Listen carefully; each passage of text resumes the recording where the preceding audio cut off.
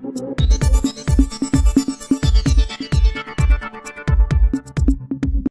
આપ જોઈ રહ્યા છો જીજે દેશી ન્યૂઝ। આદરણીય પ્રધાનમંત્રી શ્રી નરેન્દ્રભાઈ મોદી સાહેબની આગેવાની હેઠળ કેન્દ્ર સરકાર દ્વારા 4 સપ્ટેમ્બરથી 31 ઓક્ટોબર સુધી અંગીકાર 2025 અભિયાન શરૂ કરવામાં આવ્યું છે।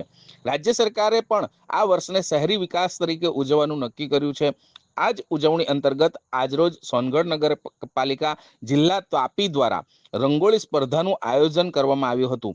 શહેરની શાળાના વિદ્યાર્થીઓએ ઉત્સાહપૂર્વક ભાગ લઈ સુંદર રંગોળી દ્વારા પોતાની પ્રતિભા રજૂ કરી હતી। આ પ્રસંગે નગરપાલિકા પ્રમુખ શ્રી સાનિકાબેન પટેલ, આરોગ્ય સમિતિના અધ્યક્ષ રાજેન્દ્રભાઈ ભાવસાર, નગરપાલિકા દંડક અધ્યક્ષ વિજયભાઈ વસાવા, આકારણી અધ્યક્ષ શ્રી કિશોરભાઈ ચૌધરી તેમજ બાંધકામ અધ્યક્ષ શ્રી આશીષભાઈ શાહ ઉપસ્થિત રહ્યા હતા અને વિદ્યાર્થીઓને પ્રોત્સાહિત કર્યા હતા।